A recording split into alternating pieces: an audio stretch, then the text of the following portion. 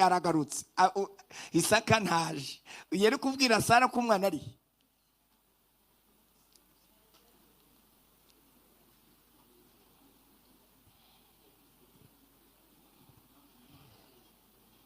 kwabivugisha ahe magambo kwa ariko Imana izi ubwenge yarengeye Aburahamu agarukana n'umwana nyamara muyiha amashyi bavandimwe iki kintu Imana yakoreye Aburahamu kiraremereye barakubyara uyoberwaho kwizera kugiye ushika abatwite akagura imyenda atarabyara n'umwana ataramubona ntimubizi mwese ugasanga none ugiye ati ngiye gushaka imyenda yandese ati umwana uhese ati yunguye ivarisi yuzuye none haruno umeruka kumva ejo ndi turi kuganira barimo bavugana abadamu none wararangije kugura ati rero nararangije ariko ntabwo ndarangiza gutera ipasi ubu bafitanye gahunda ngo yo gutera ipasi kandi iyo gahunda izaba ku cyumweru bazajya gutera ipasi none se uwo mwana baza bari guterera ipasi ari hehe ari munda ariko yavutse nibyo barimo bareba imyenda zambara yavutse irahari na pamperisi irahari ni puderi irahari ni sabune umwana azakaraba irahari nibase barayiguze mu Imana amashiye kwizera nuko arangije ati mbafitiye gahunda mushorere imizi muri Kristo Yesu. Haleluya! Mukomezwe no kwizera kandi mugira ishimwe risesekaye mbega mwishime ibyishimo abantu baza kuranguraho mwishime ibyishimo ku buryo abantu bakeneye guseka baze nabo mbega mwishime ibyishimo bitagarukira mu rugo rwanyu n'abaturanyi baze bati habaye iki ko mwasetse cyane muhite muvuga uti hano hantu hari Imana bigenda bitese kugira ngo abana banyu wowe n'umugore wawe nawo n'abana mwishime mwese bigenda zakora igiterane rero mu kwa munani muri vacances buri muryango wose n'abana tufata intebe mushumba mukuru atubwire n'umuyobozi hano ati iyi ntebe ikurikira niyo muryango kwa Pastor Claude ubwo nge nicare hano umudamu hariya abana mo hagati iyi ntebe ikurikira niyo muryango kwa mwarimu Alphonse ubwo umudamu hano wowe hano umudamu hariya abana gutya intebe ikurikira famille yanyu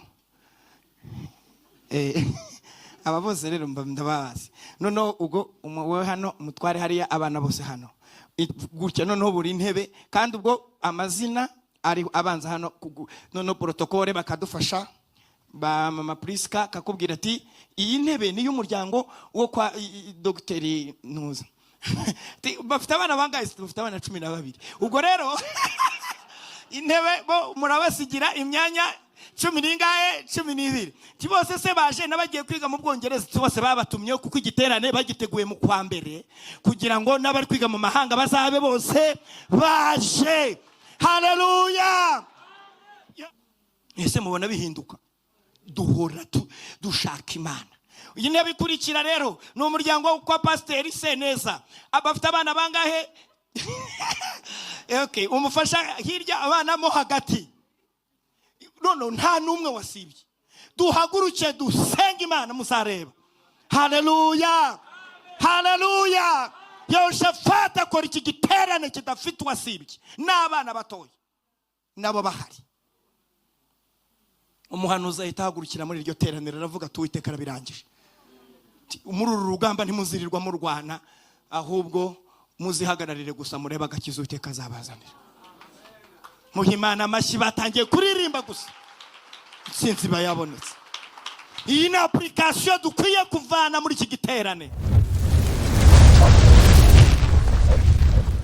La Mot TV. Isaka ntaje yari kubwira Sara ko umwana ari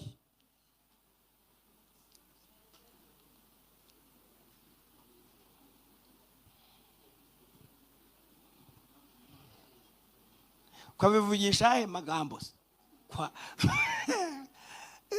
ariko Imana izi ubwenge yarengeye Aburahamu agarukana n'umwana nyamara muyiha amashyi bavandimwe iki kintu Imana yakoreye Aburahamu kiraremereye, kuko niwe wumvise ijwi. Madamu yambwiye nijoro, arambwira ngo impamvu Aburahamu nta kosa afite, ijwi ry'Imana niwe waryumvise. Byamusabaga rero kumvira Imana uko yabimubwiye, kandi ntabwo Imana yamubwiye ngo ubanze ukoresha inama y'umuryango. N'abagaragu nta numwe yabwiye, kubera ko kwizera ni umugabane w'umuntu ku giti cye. Arangije aremera, igitambara gitunganya, agiye gutamba neza yumvijwe, agiye gutamba neza yumvijwe. Ya Mana irongera iraza iramubwira ngo Aburahamu, Aburahamu, Aburahamu, ndabibonye no kunkunda urankunda. Kubw'ibyo rero uyu mwana ntugira ikintu umutwara. Hindukira inyuma uraza kubona intama, amahembe yayo yafashwe mu gihuru, aba ariyo utamba. Ku isi mu bantu bagize umugisha, ku isi babonye igitangaza neza kirebeka kibaye mu minota mike, Isaka n'uwa mbere. Murebe igitambo yarakiriho, bagiye gucomeka neza umuriro kugira ngo ashe azamuke. Arangije avaho yiyicarira ku ibuye, batwika intama areba. Kuko nk'iyo yanga, nk'abana b'iki gihe ushaka kubwira ikintu ntiyumve. Ariko nimurebe nk'abana banyu, umwana wawe ufite imyaka 12 umugiye yakwemerera. Darabesha ati watwa simbizi ko yakwemera uwanje mbona hariya. Yakwemera. Ariko Isaka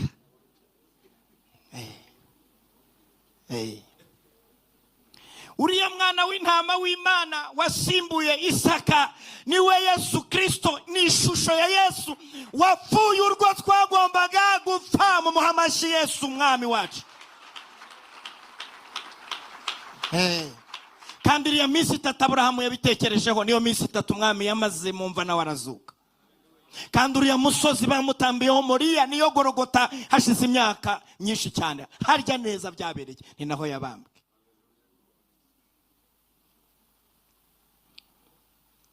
Cya gatatu, gukura mu kwizera n'ukwatura ibyiza mu gihe cy'ibibazo. Cya mbere nababwiye ko ari gusa na Yesu, gusa n'uwaguhamagaye. Cya kabiri ni kumvira Imana. Cya gatatu ni ukwatura ibyiza mu gihe cy'ibibazo. Abantu benshi nabakene mu kwizera bitewe n'ibintu batura, bitewe n'ibintu bavuga. Ibibazo byaza ugahita wivugira wowe ngo turapfuye. Ubwo kupfuye ubundi urashaka iki? Turashize, turabigenza dute? Ibyo watuye nibyo bikubaho. Abantu bakuze mu kwizera ntibajya batura nabi na rimwe. Buri gihe no mu gihe cy'ibibazo babona ibisubizo, no mu gihe cy'umwijima bayabonye umucyo, no mu gihe inzira abandi batayibona bayayibonye. Haleluya. Ngiye kubabwira abantu b'inshuti zanyu mukunda cyane, uriya muhungu ntuza Yosuwa na Kalebu. Reka mbabwire, mu kubara 14 ku murongo wa 8 muzahareba. Bo mu gihe abantu 10, murumva abantu mwari muri kumwe nibo benshi bari kwatura ibibi, barangije bo kubera Imana babonye, kubera Imana bamenye kandi bafite amateka meza kuri yo, baravuga bati twebwe dufite ikindi cyiciro turimo. Niba Uwiteka atwishimira, azatujyana muri icyo gihugu akiduhe. Azakiduha ari igihugu cy'amata n'ubuki. Haleluya. Tuzabarya. Abo bantu bari kuvuga ngo barakomeye, tuzabarya nk'umutsima. Ntibafite ikintu kibakingira, turi kumwe n'Uwiteka Imana yacu. Ngiye kubabwira ijambo muri uyu mugoroba, uze kwatura ibintu byiza. mu mwanya w'amasengesho tuza kujyamo uze gufata kwatura ibyiza. Uyu ni umunsi wo kuvana inyigisho mu magambo tugashyira mu bikorwa. Uze kureba ibintu watuye bibi, uze gusaba Imana imbabazi ku bigambo bibi wavuze, ku bintu wiyatuyeho, ku bintu watuye ku bana bawe, ibintu wumva wavuze bitari byo byose uze kubivugururiza hano. Ijuru rirabisiba, Imana yandika ibyiza ugiye kwatura.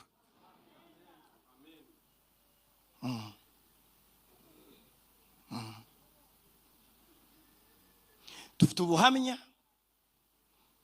bufatika kandi ababyeyi, no mu kanya ndaza kubabwira ibintu tuza gushyira mu bikorwa.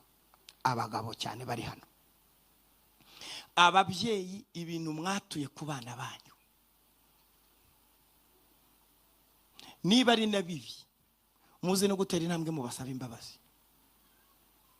kuko umwana ashobora kuzana amanota mabi mu ishuri, ugahita ucikwa ukavuga ngo ni igicucu,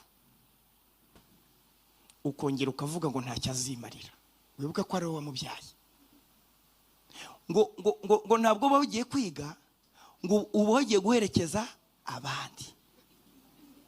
Iryo jambo ukaba wararivuze. Uze kumusaba imbabazi uti mwana wanjye, bambwiye kugusaba imbabazi, nigeze kuvuga ko waherekeje abandi, umbabarire.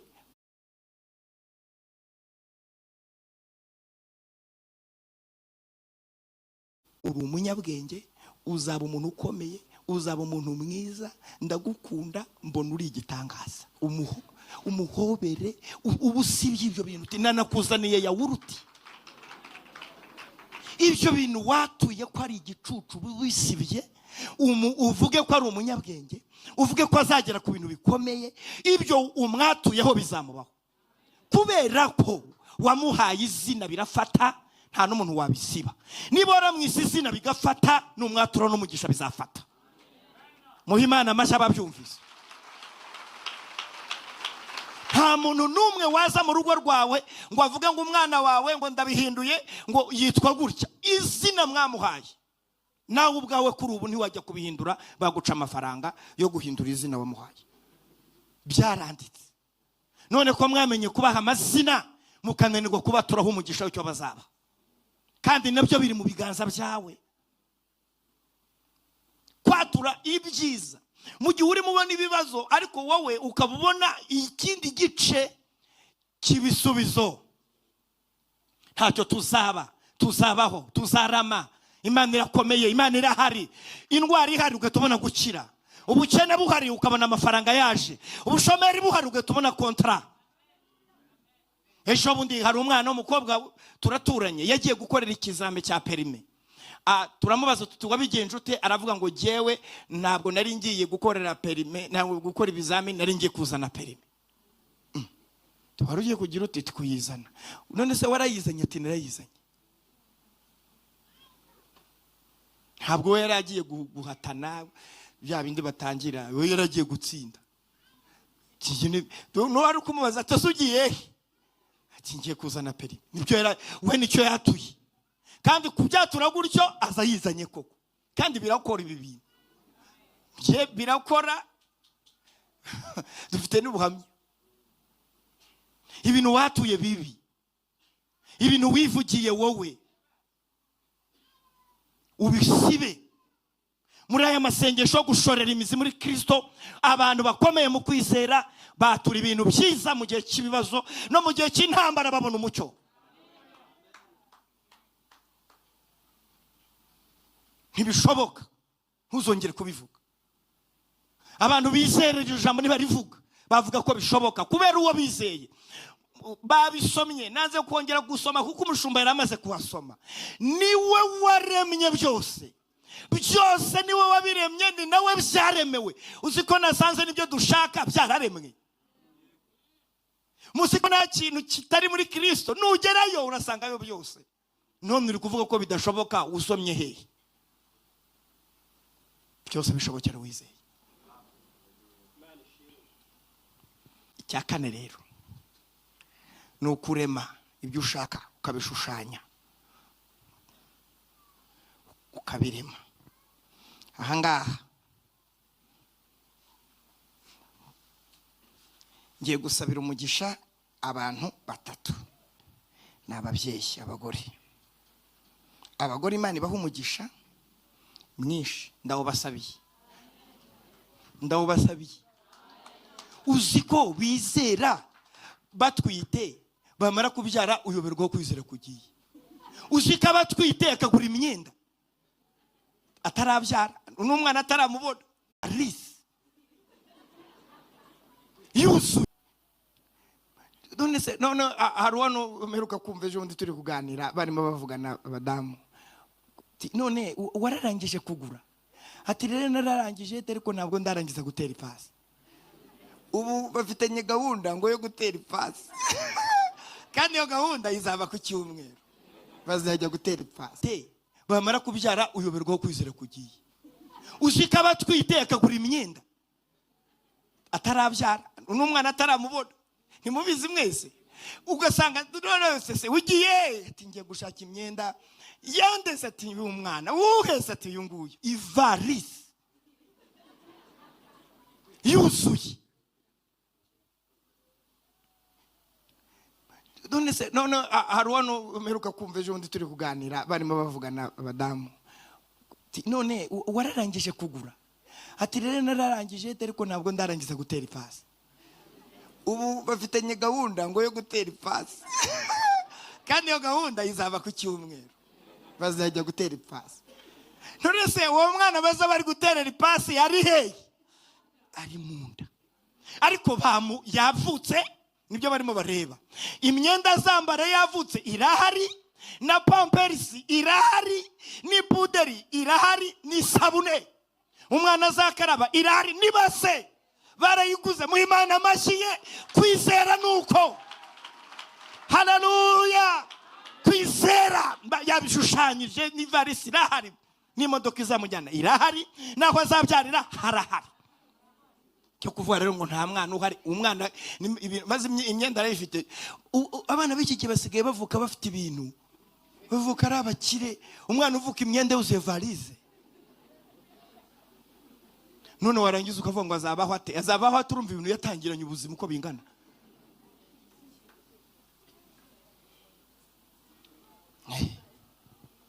Ejo bundi nta n'icyumweru gishize nganiriye n'undi mubyeyi afite umwana w'amezi 6, uwageze 6. Ndetse ni amakuru turimo tuvugana ibintu by'Imana. Arambwira ati ubu ndi gushakira umwana ishuri. Umwana se wuwi singira ngo bariga? Ati hoya, ati ka bebe. Bebe se agiye kwiga? Ati ku ishuri aho bakuru be biga uvutse uhita umwandikisha yo kugira ngo umwanya we ubuhari.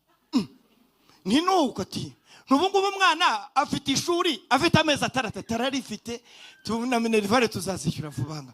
Ati none wowe rero niyo mpamvu mujya gusaba ishuri mugasanga ngo imyanya ntimwamenye igihe bandikishiriza abana. Kibaza imyanya bayimaze ryari? Aho umwana akivuka. Icyo ni ikigo gifite iyo program.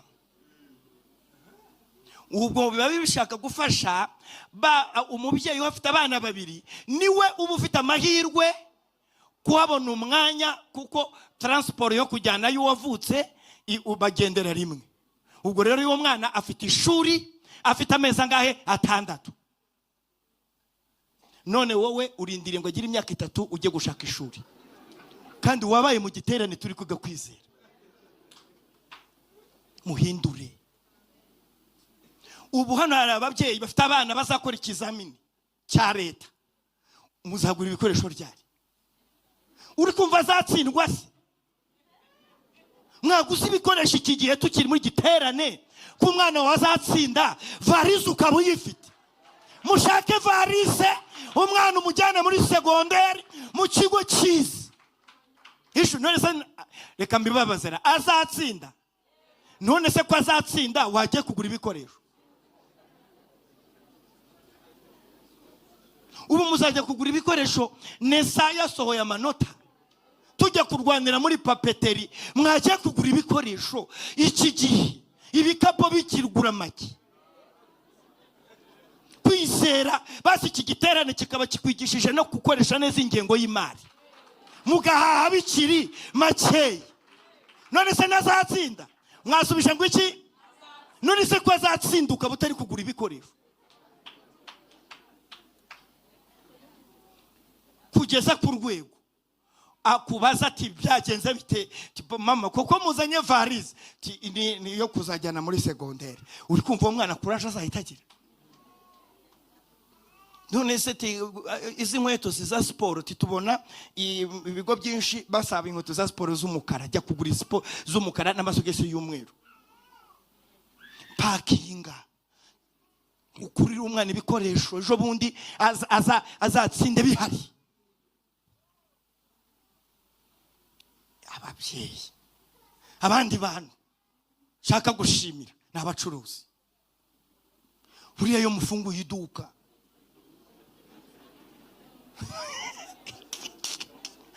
mwumva biri bugende bite? Nta muntu n'umwe mwavuganye ukajya kurangura ibintu kuzuzaho, ariko ukabuzi neza kuzacuruza kandi koko ugacuruza. None kuki ubasha kubyizera ibindi bikakuyobera?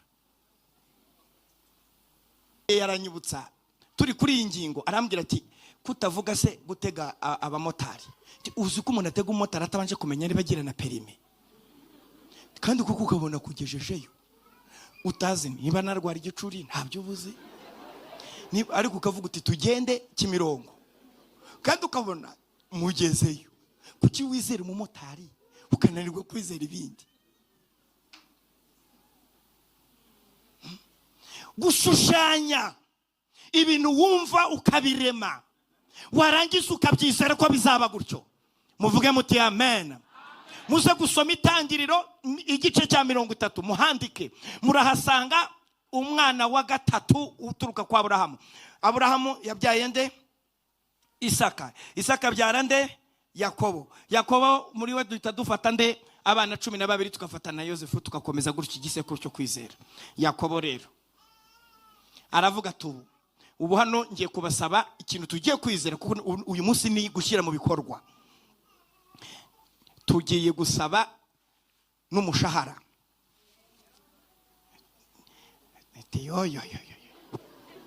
Ibintu byihutirwa, menye umushahara nawe wari urimo. Uziko Labani ataguhemba nutajya kuburana ibihembo byawe. Yamuriganije ibihembo inshuro 10.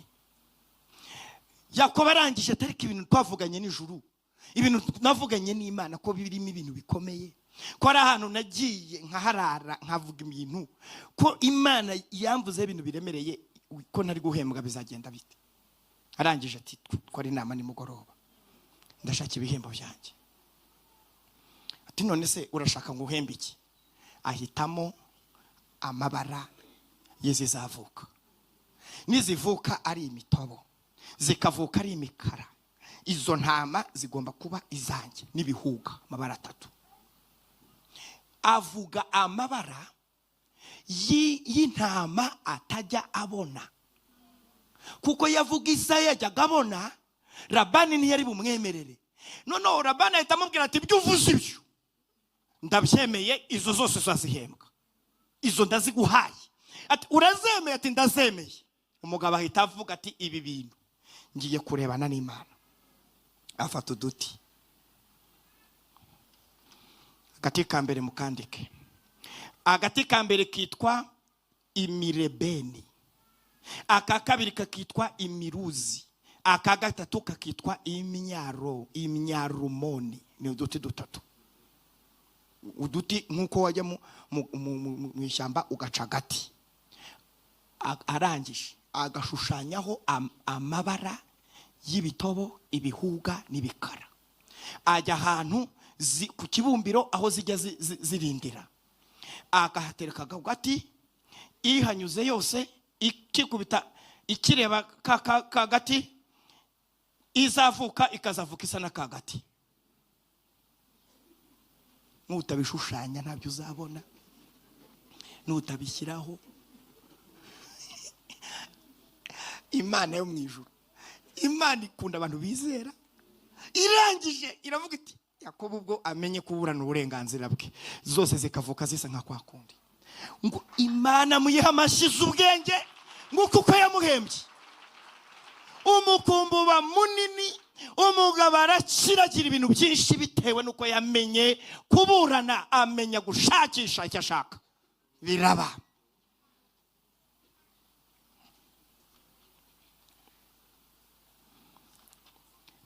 Cya gatanu, ntushaka gukura mu kwizera utazi ikintu bita kwishima mu makuba, kunesha ibigeragezo, kwemera guhugurwa no kudakora icyaha. Kunesha, kwishima mu makuba, gutsinda. Tukiri ku mizi rero, uyu munsi hari ifoto ndi bubereke, ni amafoto 3 gusa. Hari ifoto y'igiti gifite imizi itajya ikina.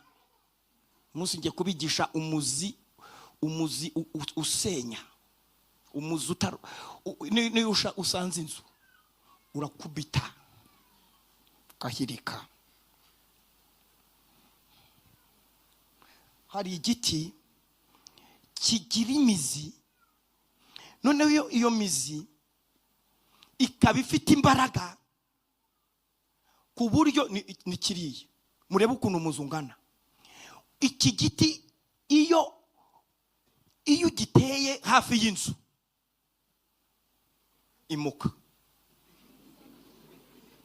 imuka kuko ntabwo bishoboka imbaraga z'umuzi. Iki giti ntabwo wagishyira hafi y'utundi duti turaho ngaho, utuzi dutukira, umuzi urahita. Niyo gisanze ibuye, y'umuzi uhuye n'ibuye, uwo muzi urarituritsa cyangwa ukarikatira, ariko ntabwo uyu muzi ubura inzira. Ngiye kubigisha ukuntu kwizera gutuma tutabura inzira.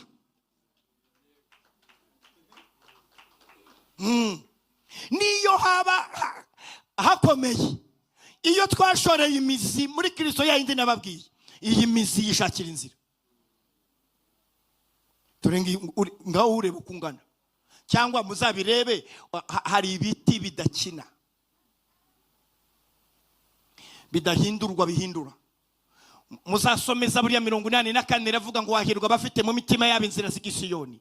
Iyo banyuze mu gikombe cyitwa Baka, bagihindura ahantu h'amasoko, hakaza imvura y'umuhindo ikacyambika imigisha, bagenda bagwiza imbaraga. Umuntu wese wo muri bo aboneka mu maso y'Imana Isiyoni. Uwiteka ntazagira ikintu cyiza yima abagenda batunganye.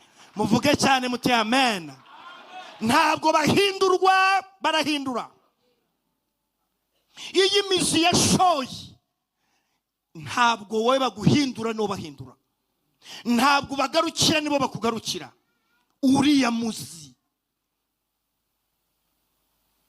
Abantu bashinzwe ibintu by'ibiti barakubuza bati iki giti ntabwo bacyegereza, ntabwo basiga metero 30 bakabona bakagitera. Kuko umuzi wacyo aho ugeze inziba urimuka. Ariko abana b'Imana badafite imbaraga zihindura, ahubwo bahindurwa. Ubwo ikibazo kiri kuri bandi, ikibazo kiri kuri wowe. Ukwiriye guhindura, ukwiye kugira umuzi utabura inzira, utabura inzira. Kandi narabibabwiye, byonyine uriya wo kubaha Imana, uriya wo kumenya Imana, uriya wo kwizera, uriya wo kugira ibyiringiro, uriya wo kugira umwuka no muki, uriya muzi uba ufite amazi.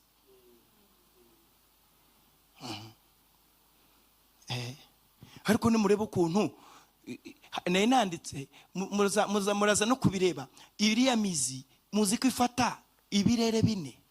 Uziko imizi uriya muzi uragenda ugafata amajyepfo, ugafata amajyaruguru, ugafata uburasirazuba n'iburengerazuba. Muziko yo twashoreye imizi muri Yesu tutagarukira hafi. Uziko dufata hano tugafata hariya, tugafata hariya, tugafata na hariya. Uziko tutaguma hamwe, imbaraga tuzijyana tukajya guhindura abantu mu birere bine. None so imizi igenda igice kimwe cyangwa igenda hano, hariya, hariya na hariya kugira ngo igiti gikomere. Kunesha. Uyu mugabo witwa Paulo yandikira abakolosayi ngo bagire ishimwe risesekaye. Yarari hehe? Yari muri gereza. Ariko ntabwo aho yarari ntabwo hamutwaye ibyiringiro, ntihamutwaye amahoro. Nimurebe kwandika urwandiko nkuru rw'abakolosayi uri mu bihe by'ibibazo. Urwandiko rutagira ikibazo na kimwe, rutavuga ngo se ko mutansuye, ngo nk'ubu, ngo nkaburiya koko umuntu koko mbabwire ubutumwa. N'umupasitoro wanyu, umupasitoro wabo witwaga Epafra, yari yaraje gusura Paulo. Noneho Paulo amuha urwandiko. Kandi Epafra nyine nta nubwo yamubwiye tuzababwire banjye muri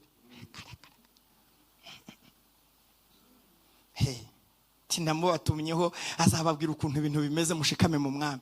Arangije aho kugira ngo ababwire ati dore ntimwanagemuye, dore n'ukuntu nyine ndwara ntimunsure, ngira ibibazo ntimuhagere. Arangije ati mbafitiye gahunda, mushorere imizi muri Kristo Yesu. Haleluya! Mukomezwe no kwizera kandi mugire ishimwe risesekaye. Mbega mwishime ibyishimo abantu baza kuranguraho. Mwishime ibyishimo ku buryo abantu bakeneye guseka baze nabo. Mbega mwishime ibyishimo bitagarukira mu rugo rwanyu, n'abaturanyi baze bati habaye iki ko mwasetse cyane. Muhite muvuga uti hano hantu hari Imana. Bigenda bitese kugira ngo abana banyu, wowe n'umugore wawe n'abana mwishime mwese, bigenda biti abantu baze kurahura ukuntu bigenda. Mwishime ibyishimo bisesekaye. Ibyishimo bisesekaye rero yashimwe nishimwe ubu ufiteho stock abantu baza kuranguraho. Mbasabiye ibyishimo abantu baranguraho. Ababyumvise muvuge amen.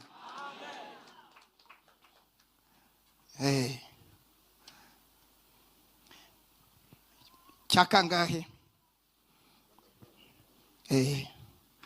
umuntu ukomejwe no kwizera ntabwira Imana ibibazo afite, ahubwo abwira ibibazo ko afite Imana. Uze kureba amasengesho yawe niba uhora ubwira Imana ngo Mana, ngo rebe ibibazo mfite, ngo witeka ngo buntu bireba, ngo tuburaye uri ngo Mana. Ubu koko bazengesha ameze nk'umuntu w'indushyi uri aho ngaho. Hari n'abajya basenga, ejo bundi none navuze ngo Mana ngo nutabikora ngo iyi Bibiliya ngo irata agaciro ngo mu maso ya ariko Imana ngo Mana ngo nutabikora gute se? Imana rero itireba itari ko twize ngo abantu bamenye Imana. Uyu ko tayimenye biraza kugenda gute? Mumenye Imana kugeza ku rwego mutari bubwire Imana ibibazo mufite. Abantu bakomeye mu kwizera bo baragenda bakabwira ibiriya bibazo ko bafite Imana. Mwandike muzawi mu gushuti wanyu uririmba mu rugamba Yehoshafati, igitabo cya kabiri cy'ibyo ku ngoma, igice cya 20. Muze kureba amasengesho yasenze ku gice umurongo wa mbere kugeza ku murongo wa 13.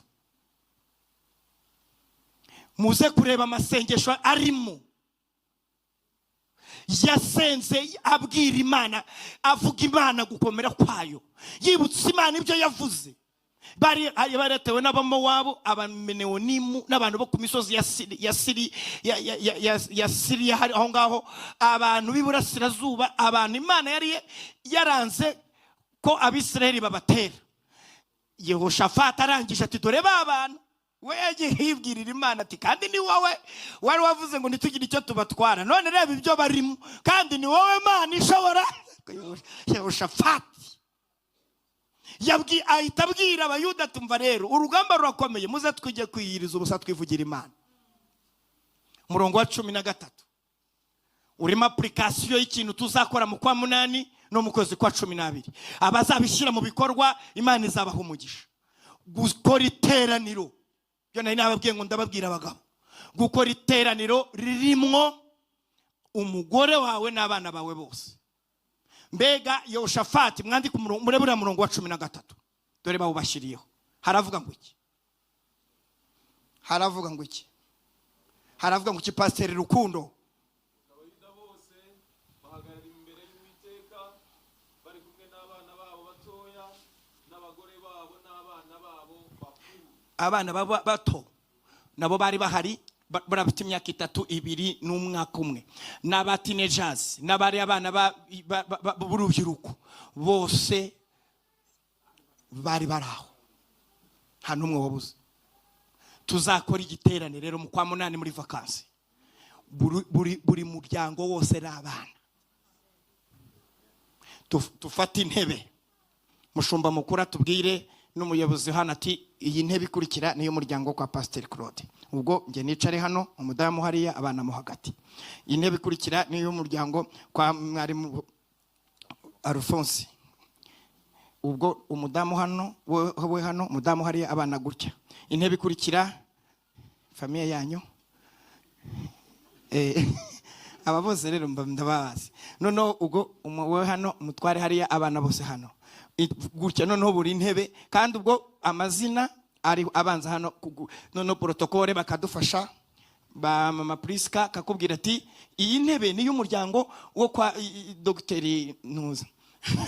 Bafite abana bangahe? Bafite abana 12. Ubwo rero intebe bo murabasigira imyanya 12.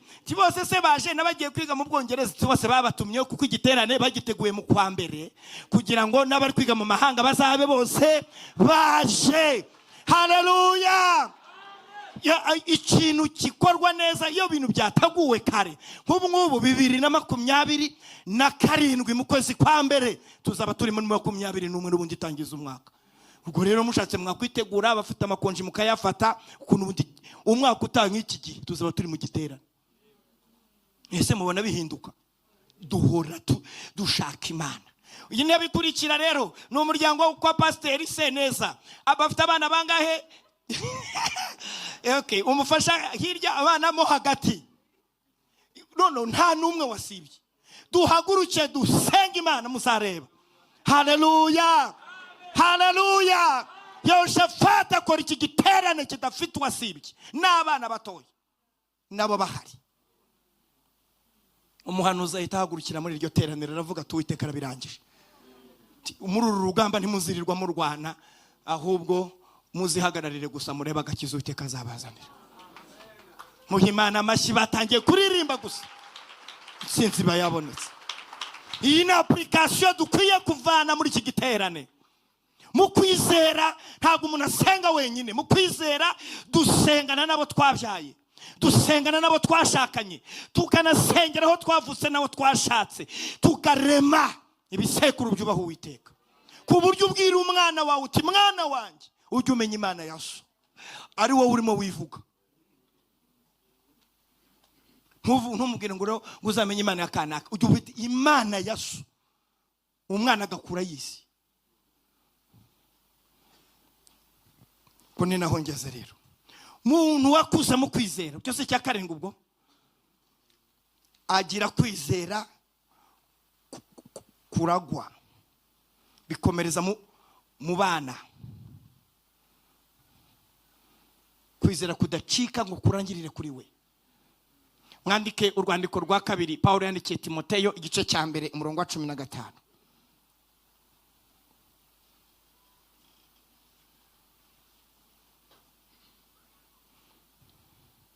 Aha nahumvise n'irindi jwi. Paulo yari amabwira Timoteyo, aramubwira ati hari ibintu byakubayeho ariko ntago byabaye impanuka. nibutse kwizera kwawe kukurimo. Ariko uko kwizera kwahereye muri nyogokuru. Nyirakuru yitwaga Loisi. Kandi gukomereza muri mama wawe witwa nde? Unique. Uriya Eunice. Uziko namenye ngo no kurobanura abashumba tugomba kumenya ba mama wabo n'abanyirakuru. Ukamenya na sekuru. No akaba n'umushumba ariko ubizi neza basa aho yavutse. Nyine kwizera kwamenye ko kwatangiriye iwawe. Biragusaba rero kuba maso cyane. Twamenye ko dore uba umudiakoni ariko twamenye ko kwizera iwanyu ari wowe guheraho. Biragusaba rero kutajya usiba amateraniro. Kurumva iwanyu nta materaniro yahabaye. Sunday school ntuzi ibyo ari byo. Ntabwo wigeze umenya gucuranga, ntabwo wigeze umenya ibintu by'Imana. Ubwo rero ubaye umuyobozi wa korali, kwizera ko aratangiriye iwawe. Ube maso cyane. Uziko Paulo nta kintu yasuzuguye, yabashije na nyirakuru. None se kugira ngo dukorane, nyogokuru wawe yitwa nde? Ati yitwa Loisi. Mama wawe amenya na se nawe yaramufite, kuko urumva abizi neza ko ari umugiriki washakanye n'umuyuda, abizi nabyo. Rangije amubona mw'Imana barizustira, ravuga turiya mwana turakomezanya. Kugeza kuko namenye ko na nyirakuru yamusengeye. Abakiri bato hano, application ku bakobwa muri hano, utaranabyara niba udafite n'umuntu urakurambagiza, hari ikintu ngiye kuvugana nawe. Uzabe nyogokuru uragakwizera, mbega ku buryo umwana wawe azabyara umwana, uwo mwana akizera no kugeza aho bakuvugaho, bavuze umwana w'umwana wawe bakavuga bati kandi nyirakuru ari wowe bavuga ati nawe yaririmbaga muri worship team.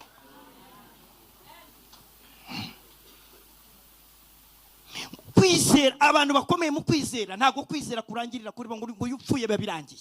Iyo upfuye bikomereza mu bana. Iyo wowe, niyo mpamvu mu kwizera nta manda kugira. Kwizera gukomereza mu basekuru, ugasanga abana ubyaye bose n'abimana bose abuzukuru n'abuzukuruza bose bakajya bavuga bati sogokuru wacu, bavuga wowe. Mbasabiye uko kwizera kudacika, kutarangirira kuri wowe. Muhe Imana amashyi niba mwabyumvise. Twihute mbabwira ibindi bikomeye muri iyi minota isigaye nk'itanu gutyo. Cya karindwi, icya munani, abantu bakomeye mu kwizera ibibazo babibonamo inzira y'Imana.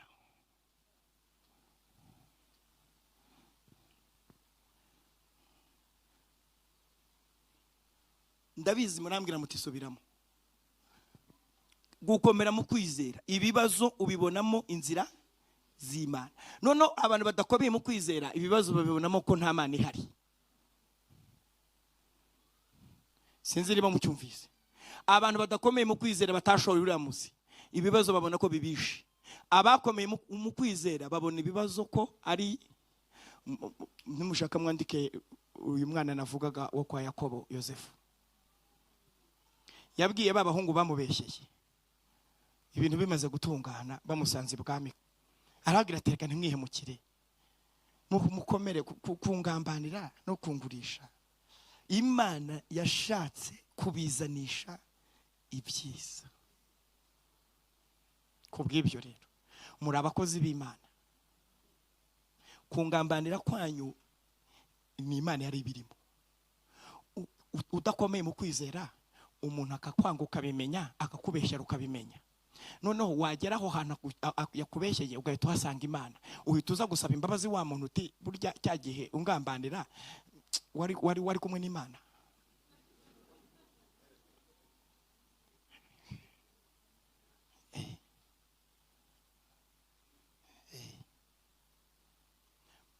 Hari abantu bakoraga nko mu bigo noneho kontara zikarangira wenda deje akakwirukana bati ibintu igendere ukimara kukwirukana ugahita uvuga uti uko bampembaga miliyoni none ndi kubona nakora business nkaba nabasha kubona miliyoni 5 ku kwezi ugahita ujya kwikorera wajya kwikorera ukabona miliyoni 5 ku kwezi wasubiye kujya gusaba imbabazi deje kuba usohotse mu birurakaye ngo mubwire uti umbabarire imyaka nagukoreye nkampembaga make ubu nsigaye mbona miliyoni 5 ku kwezi nari nkuzaniye agakarito k'intuza k'ikawa harimo na karite yo kumushimira ko yakwirukanye.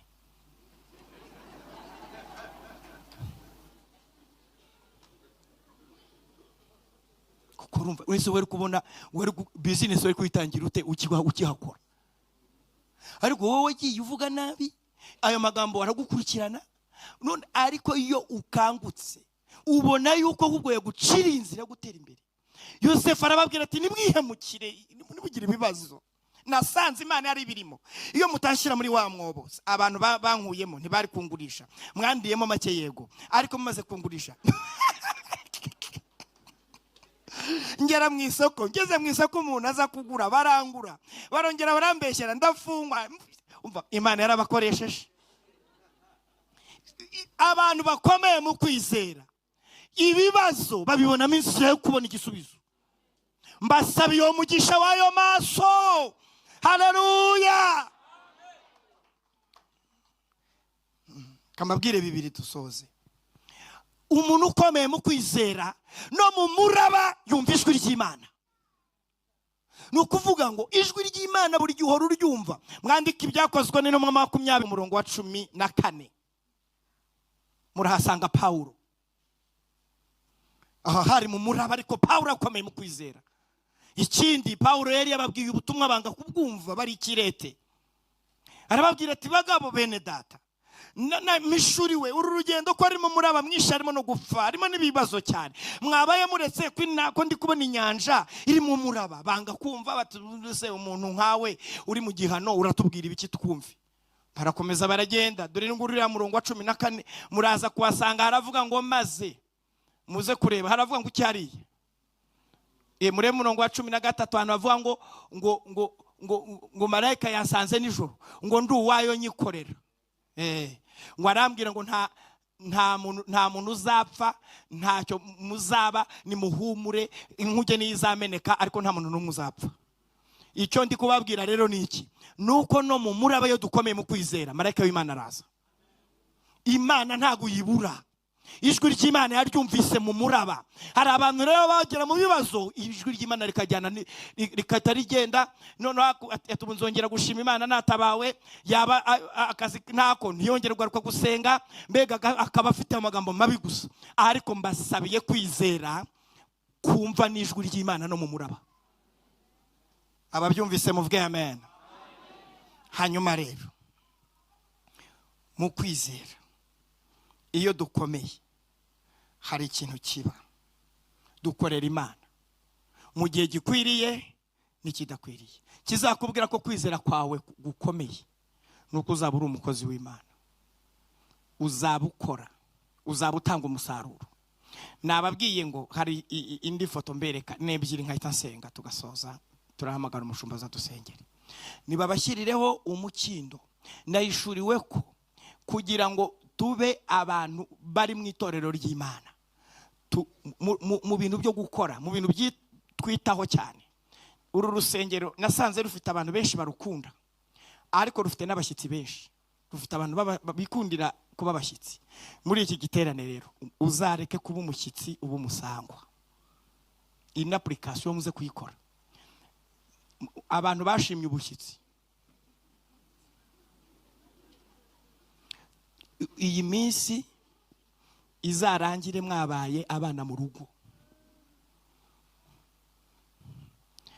Ejo bundi twaje hano turi gutangiza umwaka, turi mu materaniro, noneho mpura n'abantu hano ntese ni nawe usengera hano, ati nsengera hano, usengera nora nawe, ati byaje bitese, ati bararirimba baramya Imana neza, ati ndahagira umutima wanjye ugacya. none se uharira igaburo ngo ugize ngo iki pasite none muzaba abashyitsi kugeza ryari? Nimuba abana mu rugo. Nayishuriwe rero uriya mukindo imizi yawo ingana n'amashami yawo. Nsanga umukindo ubwiza bwawo ngo ni amashami menshi abawugize. Uriya mukindo ufite imbuto kandi ziriya mbuto zazanywe n'imizi, ariko amashami ngize umugisha sanga muri dekorasiyo ziba hano harimo umukindo. Uriya mukindo turatubara mubonaho turatuntu twinshi, nuko tugomba kuba twese turi hamwe, duteye hamwe, tubarizwa hamwe. Mubirebe neza, Yesu yaravuze ngo ni jyewe muzabibu, ngo namwe muri amashami. Ishami rero iyo ritari ku giti ntabwo riboshobora kubasha kwera. Hagiye kuza ibintu tubifuzaho. Nabereka umuzabibu wamaze kwera imbuto, ntabwo ushobora kwera imbuto utari ku giti, utateyeho n'ibikunda. Dore nguriya tugukeneyeho umutobe. Umuzabibu ni kuri umeze. Nimuza kuva hano abantu mufite amafaranga muze gutahana imizabibu, muraza kureba ukuntu burya ubamona amavitamini menshi. Uriya muzabibu kugira ngo ziriya mbuto ziboneke nuko ishami riguma hehe? Ku giti. Ndimo nsoma mu Bakolosayi, twasanze mu bintu tugomba kubabwira ko Yesu ari we torero. Niba Yesu ari we torero rero ugomba kuba muri Yesu. Waba muri Yesu uguri hehe? Mwitorero. Ikikugaragaza kuri mwitorero ni iki? Icyambere urya igaburo ryera. Abantu muri aha mutarya igaburo ryera, aya masengesho azarangire babaha igaburo ryera. Mbega abarivuyeho kubera amakosa mwakoze, kwihana ni umunota umwe, bagahita bakubabarira, bagahita baguha igaburo. Nta nubwo dutanga ryinshi, dutanga gake ariko gafite ibisobanuro. Ntabwo tuzabura rero icyo tuguha. Umukati ntidushobora kuwuguha wose ku igaburo, kuko umukati usobanura igisobanuro cyawo. Ntabwo tuzabura igaburo tuguha. Kandi muri Yohana 6 haravuga ngo umuntu urya igaburo ryera Yesu azamuzura. Muhe Yesu amashyi azatuzura. Mwiyandikishe, mubwire umushumba w'iri torero muti jyewe nange ndashaka kuba umwana mu rugo. Muvuge muti amen. Mubarizwe hano. Mbega uvuga uti nange ndashaka kuba umukristo, ku buryo abana banjye basengerwa, ku buryo negera igaburo ryera, ku buryo abana banjye bazaririmbira hano, nkazakorera ubukwe hano, mbega bakazananshyingura. Ubupfuye waduvuga ngo wari umusangwa, ngo wari umushyitsi aha. Ubwo se twagushyingura gute? Ugomba kuba umukristo ku buryo n'umurambo wawe tuzavuga ibintu abantu barimo baguherekeje. Ikindi, umukristo ni umuntu wubahirije amabwiriza yose. Mu kwizera rero ntabwo ari ibintu byaho bidafatika. Abantu muri aha mutatanze n'inkwano mujye gukwa. Mbega ugiye uvuga utari kuri uriya mugeni tubana ko ntamukoye. Uvuga utari mu masengesho batugishije ko tugomba no gutanga inkwano. Niba utarayibona usubira kwa sobukwe ubabwira uti amasengesho narangira nzazana inkwano. Bigenze biteze ati twize kwizera. Twize ko gukomera mu kwizera twugomba no kubahiriza amabwiriza. Muhe Imana amashyi niba mubyumvise.